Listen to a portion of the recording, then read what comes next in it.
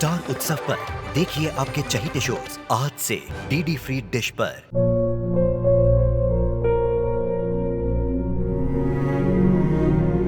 मैं डॉक्टर बनकर अपना और अपने आबा का सपना जरूर पूरा करूंगी। वादा करो मेरी बेटी सही की जिम्मेदारी निभाओगे। मुझे नहीं करनी है शादी। मेरा रिश्ता सिर्फ मेरे सपनों से है। तुम भी मुझसे कोई उम्मीद मत रखना। मेरी जिंदगी में कोई और है, जिंदगी में कोई और है। क्या एक अनचाहे रिश्ते में गुम हो जाएंगे साई के सपने? गुम है किसी के प्यार में 1 अप्रैल से शाम 7 बजे स्टार उत्सव पर।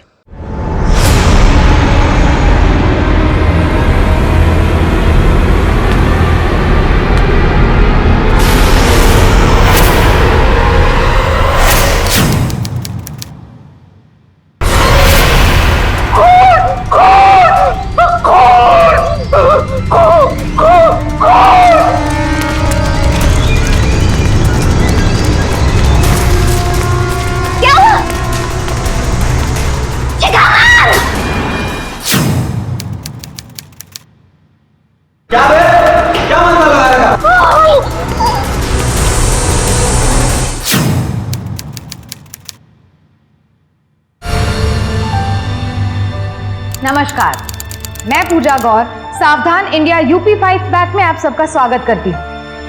आज सावधान इंडिया यूपी फाइट्स बैक में हम आपको एक ऐसी दिल दहला देने वाली घटना दिखाने जा रहे हैं जिसने पूरे उत्तर प्रदेश को झकझोर कर रख दिया। एक युवा प्रतिभाशाली रिसर्च साइंटिस्ट शिखा वर्मा की कॉलेज लैब में बेहद क्रूरता से हत्या कर दी गई। हत्या करने का तरीका इतना खौफनाक था कि इस हत्याकांड से कॉलेज के सभी छात्रों की आत्मा भी सहम गई। आखिर कौन हो सकता था इसके पीछे? जिस बेरहमी से इस हत्याकांड को अंजाम दिया गया था वो बेहद ही डरावना था। घटना की खबर मिलते ही यूपी पुलिस फौरन मौका वारदात पर पहुंची।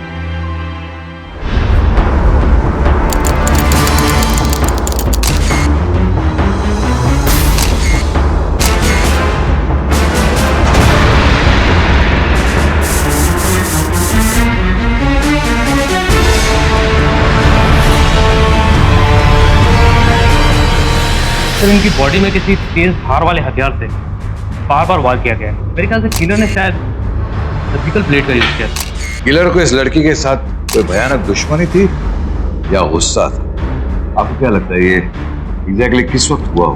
सर, लाश की हालत देखकर लगता है कि 12 से 15 घंटे पहले। फिलहाल हमने डीएनए और फिंगरप्रिंट ले लिए। कल तक इससे संबंधित सारी जानकारी मिल जाएगी। सर, बहुत तलाश की है और मर्डर वेपन नहीं मिला। चले पीछे हटिए। एक तुम ही हो जिसने शिखा को आखिरी बार जिंदा देखा था और पहली बार उसकी लाश देखी। भगवान कसम, हम सच कह रहे हैं। हम तो रोज सुबह 9 बजे लैब खोल देते हैं, हमको 6 बजे बंद कर देते हैं। कल भी यही किए थे हम। शिखा को लैब में बंद किसने किया? हमको कुछ नहीं पता साहब। वैसे पीएचडी के विद्यार्थियों के पास भी लैब की डुप्लीकेट चाबी रहती है और वो लोग रात बिरात आके काम करके जाते हैं। और एक चाबी सर शिखा मैडम के पास भी थी। यानी शिखा तुम्हारे सामने नहीं आई? नहीं सर, हम तो मुझे ही बंद करके लैब चले गए थे। सुबह के देखा तो ये हो गया सर। लेकिन सर, शिखा के पास तो कोई डुप्लीकेट चाबी नहीं मिलता। हो सकता है कि किलर ने शिखा को पहले मारा होगा, उसे लैब में ले जाकर उसी की डुप्लीकेट चाबी से उसे बंद करके चला गया होगा।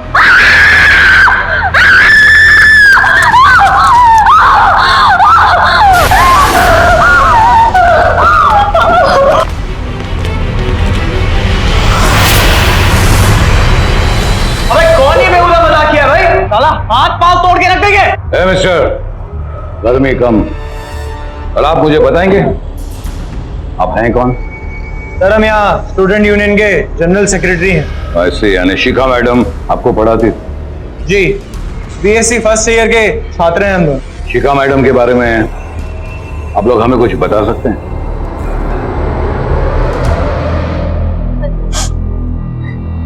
हाँ मैम, बहुत अच्छी थी, सबसे अच्छी पीएचडी रिसर्च साइंटिस्ट। हमें तो वो अपनी छोटी बहन जैसे ही रखती थी।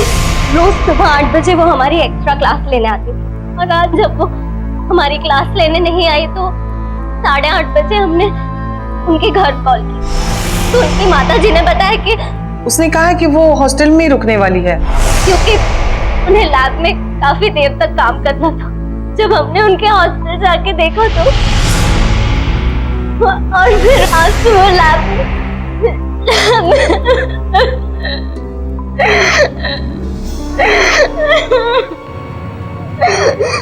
सिंह सर, इन स्केचेस को कस्टडी में ले लो। बेहुदा मजाक किया है किसी ने, शायद हमारे लिए सुराग बन सकता है और किलर तक पहुंचने का रास्ता भी। और आप लोग अगर कुछ पता चले प्लीज हमें कांटेक्ट कीजिए। हमारे कुछ समझ में नहीं आ रहा है साहब, हमारी शिखा के साथ ऐसा किसने किया और क्यों किया? वो तो बेचारी किसी के साथ बैर भी नहीं रखती थी। माता जी, आपके कहने के मुताबिक शिखा हमेशा अपना मोबाइल फोन, अपना लैपटॉप और कुछ कागज रखा करती थी, लेकिन जब हमें लाश बरामद हुई हमें ऐसा कुछ नहीं मिला। लेकिन दूसरे क्लासरूम से हमें ये स्केचेस मिले हैं। ऐसा लग रहा है जैसे शिखा को मारने के बाद ये स्केचेस लगाए या मारने से पहले इन स्केचेस के जरिए वो शिखा को मर्डर करने का प्लान बना रहा है। मुझे तो लगता है ये किसी मानसिक रूप से विकृत इंसान का काम है।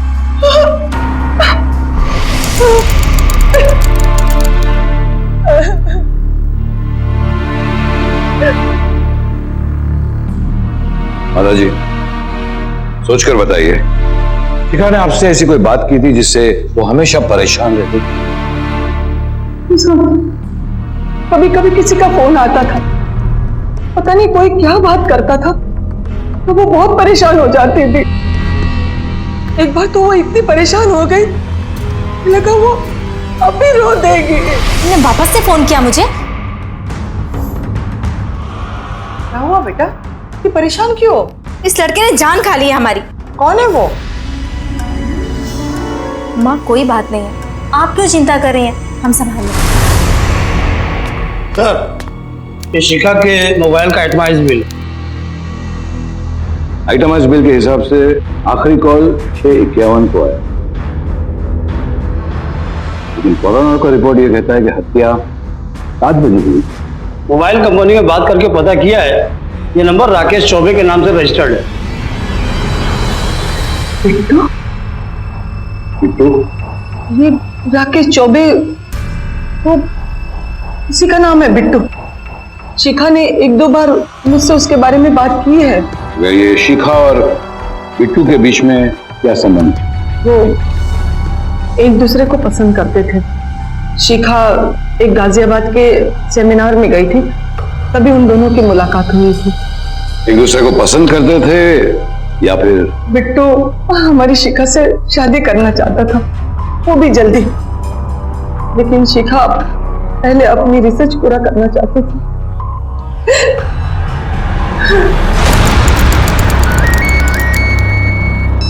हेलो,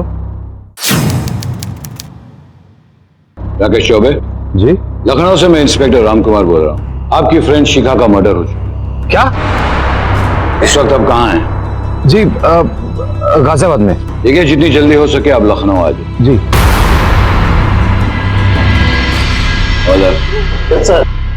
गाजियाबाद पुलिस को इन्फॉर्म करो, राकेश चौबे इमीडिएटली लखनऊ आना चाहिए। Yes sir.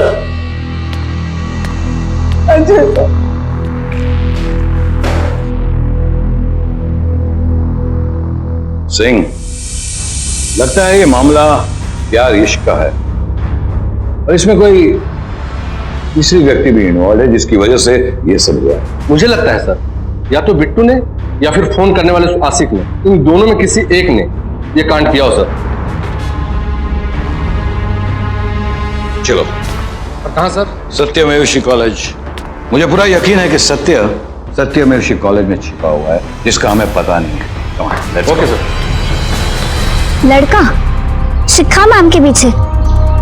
नहीं सर, ऐसा तो कोई लड़का नहीं है, क्योंकि जहाँ तक हमें याद है शिखा मैम या तो लैब में रिसर्च करती रहती थी या फिर हमें पढ़ाने में बिजी रहती थी सर। हमने तो आज तक उन्हें किसी लड़के के साथ नहीं देखा। यानी उनका ज्यादातर वक्त लैब में गुजरता था? जी सर।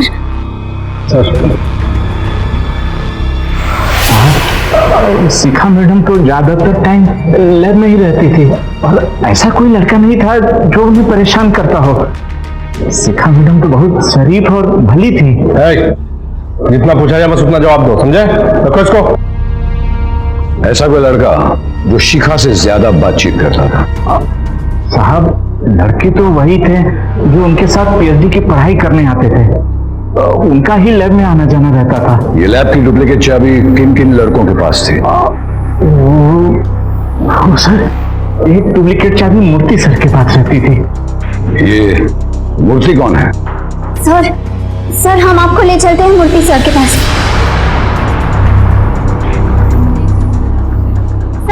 सर वो रहे मूर्ति सर वहाँ।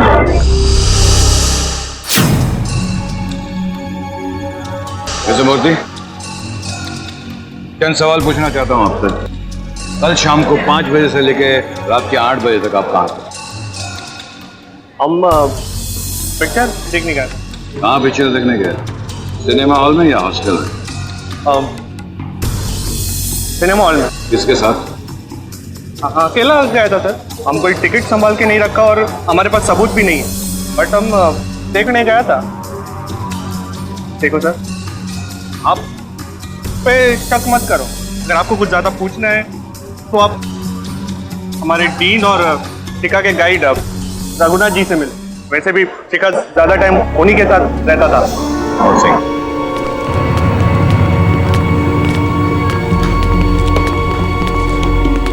सर, हम लोग एक रिसर्च करने में पगलाए रहते हैं और आप हैं कि सर एक साथ 3 रिसर्च कैसे करते हैं सर? कैसे करते हैं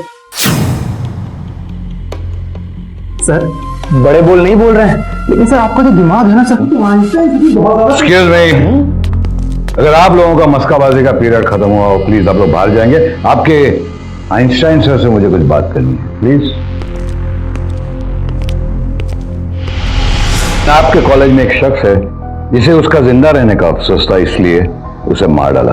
क्या बात कर रहे हैं आप? टेल मी वन थिंग, शिखा का इस कॉलेज में किसी लड़के के साथ कुछ इसके लिए तो सब कुछ उसकी रिसर्च थी। आफ्टर ऑल इतनी मशक्कत के बाद उसे अपनी रिसर्च के लिए ग्रांट मिली। ग्रांट सर, बड़ी बड़ी रिसर्च में काफी खर्चा होता है और इस खर्चे को पूरा करने के लिए हम लोग सरकारी और गैर सरकारी संस्थाओं से पैसे की मदद लेते हैं।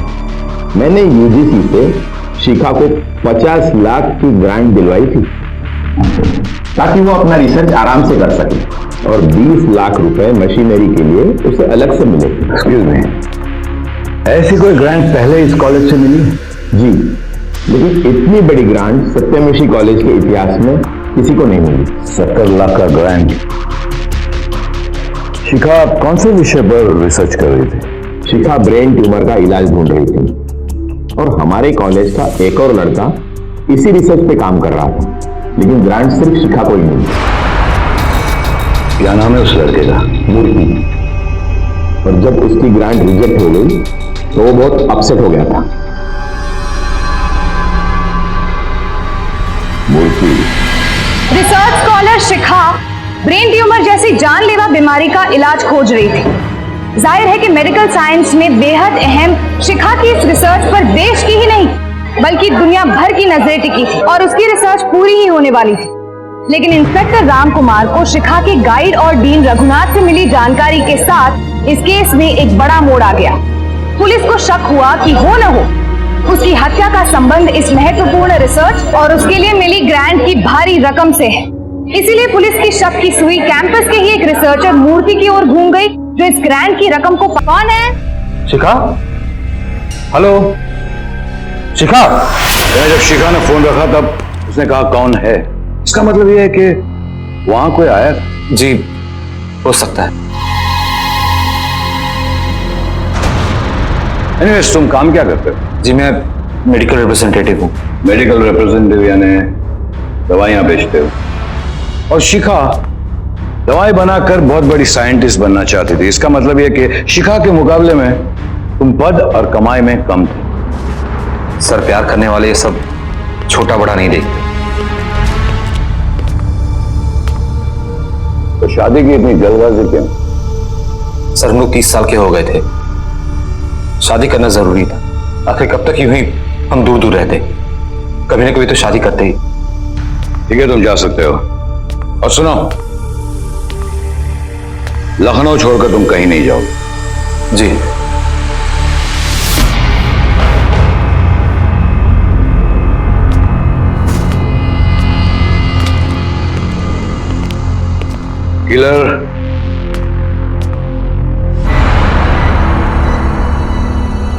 किलर बिट्टू नहीं है, लेकिन शिखा की मौत से सबसे ज्यादा नुकसान बिट्टू को हुआ है। शिखा ने जो फोन रखा और कहा कौन है किलर, वो कौन है?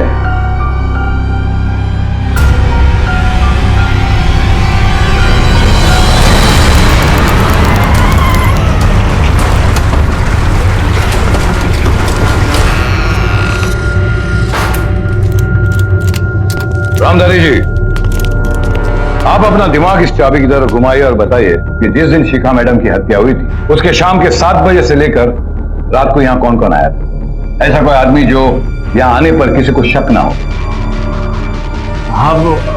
हाँ, में तो वैसे गिने चुने लोग ही आते हैं, अपने रघुनाथ जी और बाकी ये पीएचडी वाले विद्यार्थी लोगों का ही आना जाना रहता है। एक बात बताइए मुझे, शिखा मैडम जो काम लैब में करती थी वो अपने साथ घर ले जाती थी?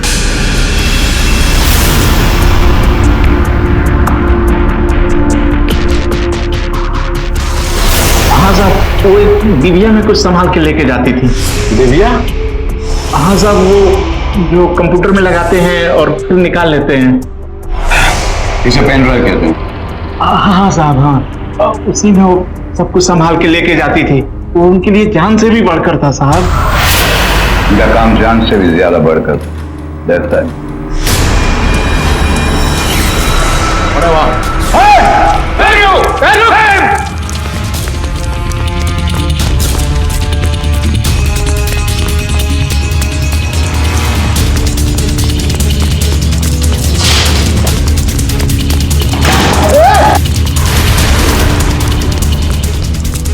वो आदमी कहाँ है? क्या कहो? अरे मूव!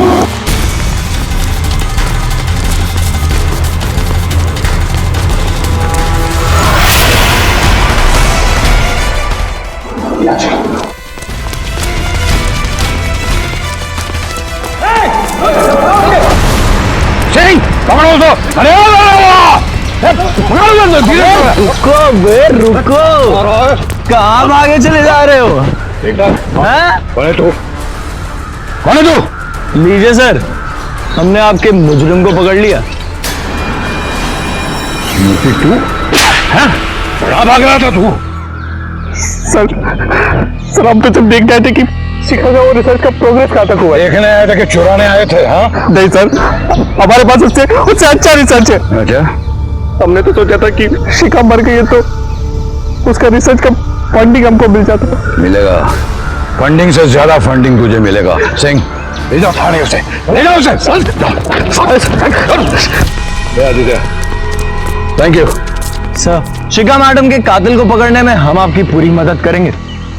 और तो और हमने अपने कई लड़कों को इसी काम पे लगा रखा है। तुम्हें किसी पर शक है? शक तो हमें हर उस इंसान पे है जो शिखा मैडम के साथ रिसर्च पे काम कर रहा था। सबके सब जलते थे साले।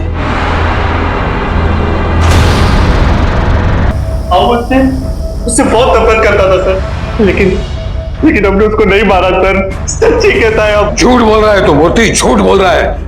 तुम शिखा से जलते थे क्योंकि उसकी वजह से तुम्हें ग्रांट नहीं मिली। और नंबर 2, लैब की डुप्लीकेट चाबी तुम्हारे पास थी और सर्जिकल ब्लेड का उपयोग किस तरह से किया जाता है तुम अच्छी तरह से जानते हो मोती, अच्छी तरह से। सारे कारण है तुम्हारे पास और हालात तुम्हारे खिलाफ है। हाँ सर, हाँ। एक बार माइंड में आया कि उसे मार दो, क्योंकि ग्रांट मिलने के बाद वो बहुत अकड़ने लगी। देखो शिखा, ये लैब सबके लिए, तो हटो यहाँ से और हमको काम करने दो। मोती, हम कुछ काम कर रहे हैं, तुम्हें दिख रहा है ना? प्लीज हमें डिस्टर्ब मत करो, हम बहुत जरूरी काम कर रहे हैं। अच्छा, तो अब तुम्हारा काम इम्पोर्टेंट और हमारा बेकार। मोती प्लीज शट अप। सर मैं सच्ची बोल रहा हूँ सर, मर्डर वाले दिन शाम को मैं लैब में नहीं गया था सर, नहीं गया था। लेकिन तुमने कहा था कि तुमको फिल्म देखने गए थे, लेकिन तुम्हारे पास फिल्म की टिकट नहीं थी। सर आप गंदी वाली एडल्ट फिल्म देखने गए थे सर, और सबके सामने आपको कैसे बता दें? हो गई। तुमने शिखा को मारा है और उसे मारने के बाद उसका मोबाइल फोन, उसका लैपटॉप, उसके कागज सब लेकर भाग कर, और खास कर वो पेन ड्राइव जिसमें उसका रिसर्च था वो लेकर तुम भाग गए। नहीं सर नहीं, अरे हम ऐसा क्यों करेगा सर, हम ऐसा कर ही नहीं सकता। अरे सर हमें तो उसकी रिसर्च पर बिलीव तक नहीं था। अच्छा फायदा किसे था? उसके रिसर्च पर फायदा किसको था? ओनली 1% सर, उसके research guide Raghunath ji. What? हाँ सर, रघुनाथ जी का तो पुराना आदत है दूसरों के काम का क्रेडिट लेना। अगर आपको विश्वास नहीं होता ना सर, आप किसी से भी पूछ लीजिए। Raghunath ji Singh, come with me. Raghunath के बारे में और जानकारी जुटाने के लिए इंस्पेक्टर राम कुमार ने कॉलेज के पीएचडी स्टूडेंट्स के साथ पूछताछ शुरू की, जिसके बाद ये साफ हो गया उसके शरीर पर एक सर्जिकल ब्लेड द्वारा किए गए 17 घाव और शिखा के स्केचेस कुछ और ही कहानी बयां कर रहे थे। हत्या की वजह हत्यारे की विकृत मानसिकता बयां कर रही थी, लेकिन इंस्पेक्टर राम कुमार को अपनी जांच पड़ताल से यह भी लग रहा था कि शिखा की हत्या की असली वजह रिसर्च की जानकारी हासिल करना ही था और पुलिस को गुमराह करने के लिए किसी पागल आदमी की हरकत का रूप देने की कोशिश की जा रही थी। पुलिस को कॉलेज के डीन और शिखा के पीएचडी गाइड रघुनाथ पर सबसे ज्यादा शक हो रहा था। उधर राज्य भर में फैली इस सनसनीखेज हत्याकांड की चर्चा इस कदर गर्म थी कि पुलिस पर इस केस को जल्द से जल्द सुलझाने का दबाव और भी बढ़ रहा था। इसलिए इंस्पेक्टर राम कुमार और उनकी टीम ने अब रघुनाथ को नजर में रखकर इस केस की तफ्तीश को आगे बढ़ाया। हाँ तो मक्खनबाज, आपके आइंस्टाइन सर जिस दिन शिखा मैडम का मर्डर हुआ उसके शाम के 7 बजे कहां थे? हम लोग उस शाम रघुनाथ सर के ही साथ थे, क्रिकेट मैच देख रहे थे। सच बोल रहे हो कि रघुनाथ जी शाम के 7 बजे तक तुम्हारे साथ में थे, वहीं थे? नहीं सर, रघुनाथ सर तो करीब 6 साढ़े 6 बजे के आसपास वहां से अपने घर के लिए निकल गए थे।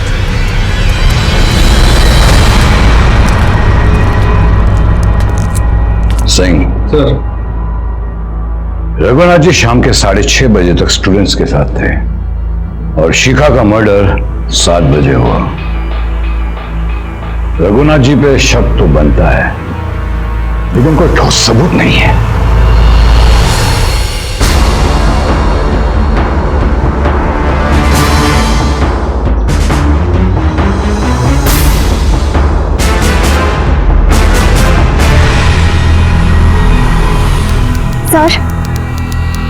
सर शिखा मैम की माँ जी वापस इलाहाबाद लौट गई है। सर वो बहुत दुखी थी और शिखा मैम के कातिल का भी कुछ पता नहीं चल रहा है। इस कारण कॉलेज की सारी लड़कियां बहुत डरी हुई है सर। हमेशा सबको यही लगता रहता है कि अगर शिखा मैम के साथ ऐसा कुछ हो सकता है तो किसी के साथ भी हो सकता है।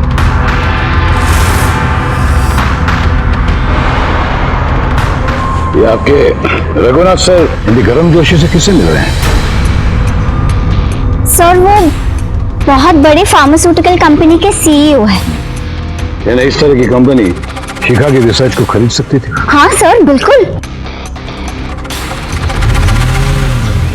देखिए मैडम, आपके कॉलेज की लड़कियों को समझाइए डरने की जरूरत नहीं है। शिखा मैम का किलर बहुत जल्द पकड़ा जाएगा। कम से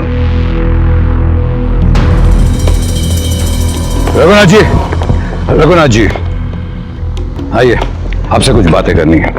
लेट्स गो स्टार्ट। आप हम पर इल्जाम लगा रहे हैं, हम आपको कॉलेज के बाहर भिजवा देंगे। पुलिस को धमकी देने के आरोप में आपको क्या सजा हो सकती है आप जानते हैं, इसलिए आप अपना ब्लड प्रेशर कंट्रोल में रखिए और मेरी बात का जवाब दीजिए कि शिखा के मौत के दिन शाम के 7 बजे आप कहां थे? क्रिकेट मैच देख रहा था। लेकिन क्रिकेट मैच तो 6:30 बजे खत्म हो गई थी। एंड इवन मिस्टेक नॉट, आपकी नौकरी भी इस साल खत्म हो रही है, तो क्या होगा इस ठाट माट का। लेकिन अगर शिखा का रिसर्च करोड़ों में बिके तो आपकी लाइफ सेट है। क्या बात कर रहे हैं आप? हमने खुद शिखा को उस रिसर्च के लिए ग्रांट दिलवाई थी। जी हाँ, और उसी रिसर्च को आप एक फार्मास्यूटिकल कंपनी को बेच रहे हैं। क्या बकवास किए जा रहे हैं आप? हम उनसे अपने कॉलेज की बायोटेक स्टूडेंट्स के प्लेसमेंट के बारे में बातचीत कर रहे थे और शिखा की मौत वाले दिन मैच के बाद हम सीधे चंद्रिका मंदिर चले गए थे। ये देखिए, अगर आपको अब भी यकीन नहीं हो रहा है तो आप जाकर उस मंदिर के पुजारी से पूछ सकते हैं। जांच के दौरान इस बात का सामने आना कि हत्या के वक्त रघुनाथ कहीं और ही थे, पुलिस के लिए एक और गुत्थी बन गई। पुलिस को जांच में ये पता चला कि डीन रघुनाथ शिखा की हत्या के वक्त चंद्रिका देवी मंदिर में थे। तो क्या रघुनाथ ने किसी और के जरिए शिखा की हत्या को अंजाम दिया था? क्या उसकी हत्या करवाई गई थी या सचमुच शिखा का हत्यारा कोई और ही था? इतनी जांच पड़ताल के बाद भी पुलिस किसी भी नतीजे तक नहीं पहुंची थी। पुलिस के हाथ कोई पुख्ता सुराग नहीं लगा था, लेकिन कॉलेज के सभी प्रोफेसर और छात्र दहशत में थे। इसी दौरान शिखा की स्टूडेंट सुरभि के हाथ कुछ ऐसा लगा जो इस केस के लिए सबसे अहम कड़ी साबित होने जा रहा था।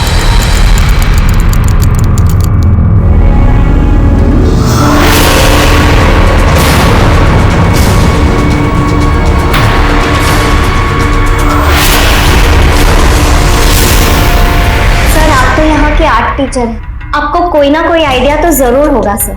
सर, आपको ये आइडिया तो होगा ना कि आप स्केच देख के ये बता सके कि स्केच किस स्टूडेंट ने बनाया है? हाँ हाँ, हर स्केच बनाने वाले का अपना एक अलग स्टाइल होता है। अब जैसे हम सबके सिग्नेचर अलग अलग होते हैं, वैसे ही स्केच बनाने के लिए जो लाइन ड्रॉ होती है उसे देखकर पता चल सकता है कि ये स्केच किसने बनाया।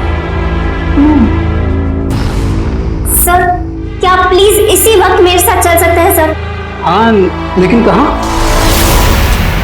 सर, हमारे कॉलेज में तो मेरा ऐसा कोई भी स्टूडेंट नहीं है जो इस तरह का स्केच बनाता हो। लेकिन हमें तुम स्केचेस से कोई सुराग नहीं मिला। सर आर्ट क्लास में नहीं, लेकिन ये स्केचेस बनाने वाला किसी और क्लास का भी तो हो सकता है ना? अब कॉलेज के बच्चे सिखाएंगे हमें जांच पड़ताल करना। सही सर।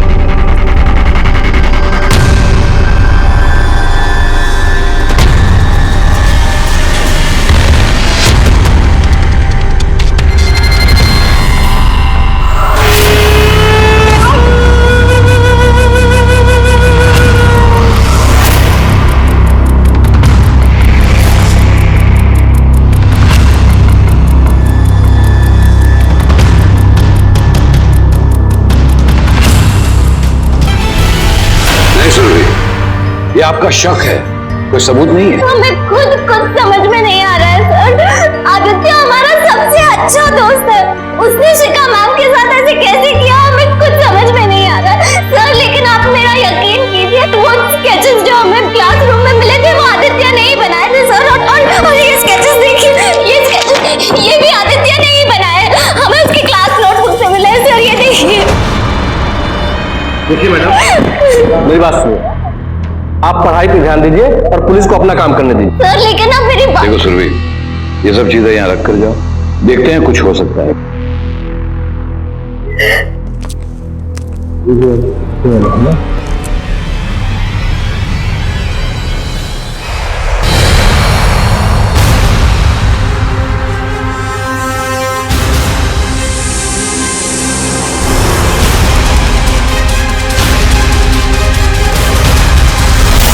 नमस्ते भैया जी। अरे अरे, क्या हो गया? लाओ भाई, चाय लाओ, हमें चाय पिलाओ यार। हेलो सर, अब तक तो सारी मोमेंट नॉर्मल है। अभी वो अपने चमचों के साथ बैठ के चाय पी रहा है। जी सर।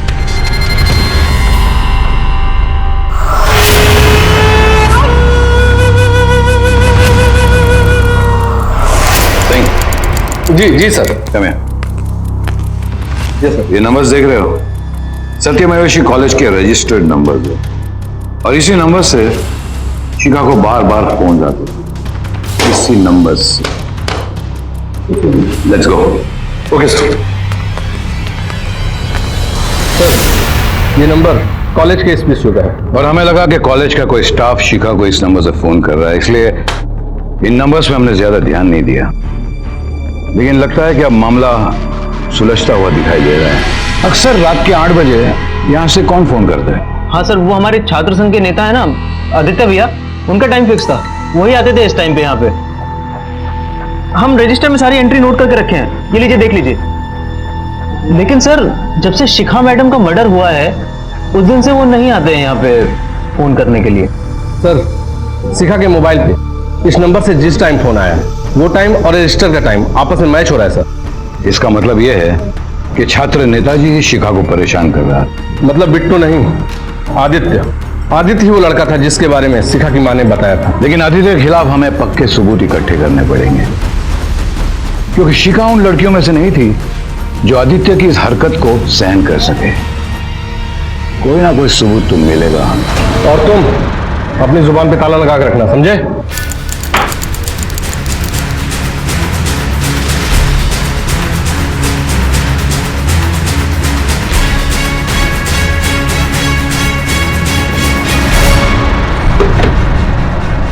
शिखा ने कंप्लेन लिखवाई थी ना कि आदित्य उसे परेशान कर रहा है। तुम लोगों ने एक्शन अब तक ली क्यों नहीं? और ये बात हमसे क्यों छुपाई तुम लोगों ने? Why did you hide it? Sir, Raghunath sir ने कहा था कि हम इस बात को दबा दें।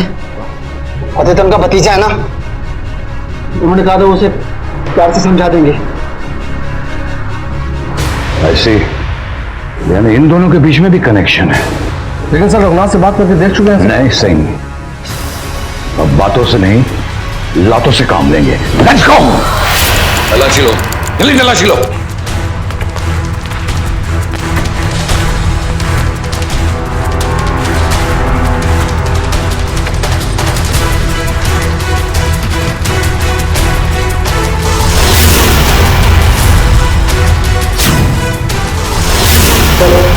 ये वैसे ही ऐसे देखिए उसी लड़की।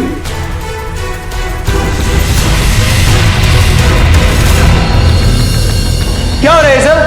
हाँ, ये तुम हमें बताओगे क्या हो रहा है और क्या हुआ था? चलो इसे यहाँ से। ऐसे कैसे ले चलो? ऐसे कैसे ले चलो? अरे छोड़ो यार, क्या कर रहे हो? चल बे।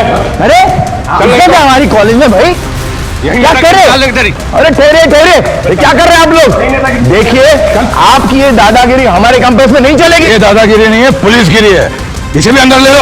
अरे ये क्या कर रहे हैं? अरे छोड़ो मुझे, मैंने क्या किया? छोड़ो मुझे।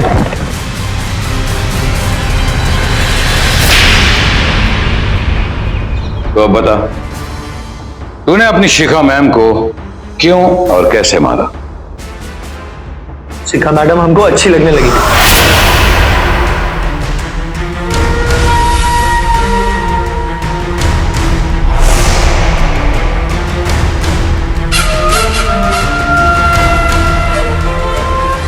और यही बात जब हमने उनको जाके बताई तो उन्होंने हमको मना कर दिया।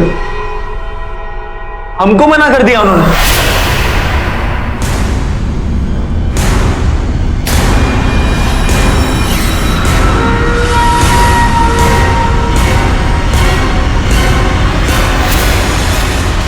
और तुम उसे परेशान करने लगे और जब अति हो गई तो वो कंप्लेंट करने पर मजबूर हो गई और रघुनाथ जी ने बात को दबा दी। हमने दबा दी थी क्योंकि हम बात को आगे नहीं बढ़ाना चाहते थे। हमने आदित्य को समझाया था कि वो शिखा को ज्यादा परेशान ना करे और वो मान भी गया था। तो बताइए रामधारी जी, आपके छात्र नेता सुधर गए? आदित्य को ना किया था उन्होंने, आदित्य को, तभी से हमारा दिमाग सटक गया था उन पर। को हमने बहुत बार समझाने की कोशिश की थी कि मान जाओ, लेकिन नहीं, वो तो मानी ही नहीं।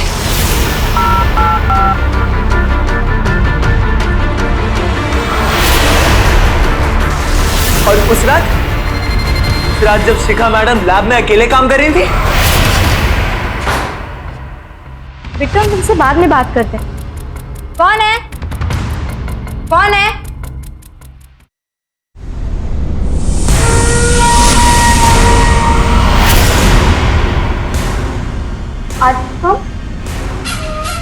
हमें मना किया? क्या कमी थी हमें जो तुमने हमें मना किया? हाँ? क्या कमी थी? क्या कमी थी? आदित्य, ये क्या कर रहे हो तुम? आज नहीं छोड़ेंगे, हमें मना किया था। आदित्य क्या कर रहे हो तुम? आज तुम्हें जवाब देना पड़ेगा।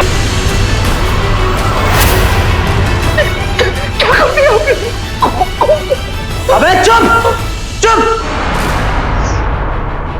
रामधारी जी, सब देख लिया ना? किसी को कानों कान खबर भी नहीं होनी चाहिए। जानते हैं ना ताऊ जी कौन है हमारे इस कॉलेज? नौकरी से निकाल दिए जाएंगे आप। और देखो चुप रहे, नोटों से मुंह भर देंगे आपका, वरना आपका गला दबाने में मिनट भी नहीं लगाएंगे। इसके बाद हमने वहां ऐसा माहौल बना दिया था कि लगे किसी पागल ने ये काम किया, या फिर किसी ने लूटपाट के लिए उनका खून किया। और रामधारी के साथ मिलकर हमने सारे फिंगरप्रिंट्स भी मिटा दिए ताकि पुलिस को कोई सबूत ही ना मिले।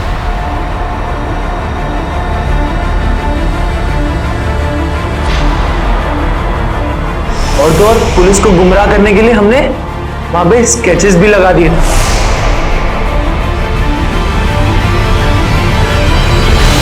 शायद तुम पुलिस को गुमराह करने में कामयाब हो गए थे, लेकिन सुरभि की मदद से हमारी जांच सही रास्ते पे आ गई।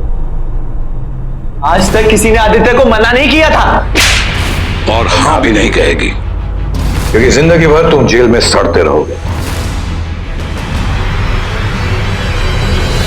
आदित्य की मानसिक विकृति और हैवानियत ने एक निर्दोष प्रतिभाशाली महिला रिसर्चर की बेरहमी से जान ले ली। शिखा की हत्या किसने की थी, इस बात का जवाब मिल चुका था, पर इन सवालों का जवाब किसी के पास नहीं था कि आखिर शिखा का दोष क्या था। सिर्फ इतना कि वो एक स्वाभिमानी महिला थी। क्या उसे सिर्फ इस बात की सजा मिली थी कि उसने आदित्य को इनकार किया था, या सिर्फ इस बात की सजा मिली कि उसने आदित्य की बदतमीजियों की शिकायत कॉलेज प्रशासन से की थी। अपनी विकृत सोच के चलते समाज में आदित्य जैसे कुछ लोग किसी भी महिला को क्या इतना भी हक नहीं देना चाहते कि वो उन्हें ना कह सके। इसके लिए वो सोच भी जिम्मेदार है जो ये कहती है कि किसी भी महिला की खामोशी या ना का मतलब हाँ होता है।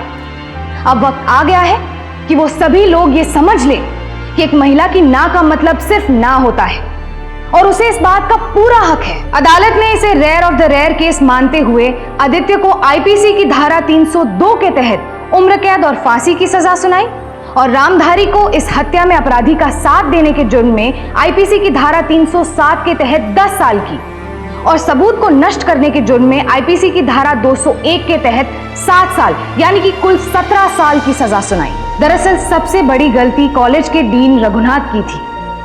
अगर उन्होंने शिखा की शिकायत को गंभीरता से लिया होता तो आज शिखा का ये अंजाम नहीं हुआ होता।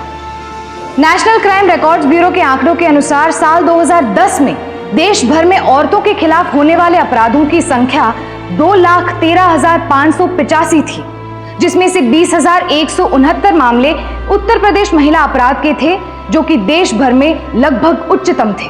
आज के लिए बस इतना ही। कल फिर मिलेंगे जुर्म से जंग की ऐसी ही बेमिसाल कहानी के साथ। तब तक के लिए सावधान इंडिया, यूपी फाइट्स बैक। जुर्म से जंग जारी है, अब यूपी की बारी है।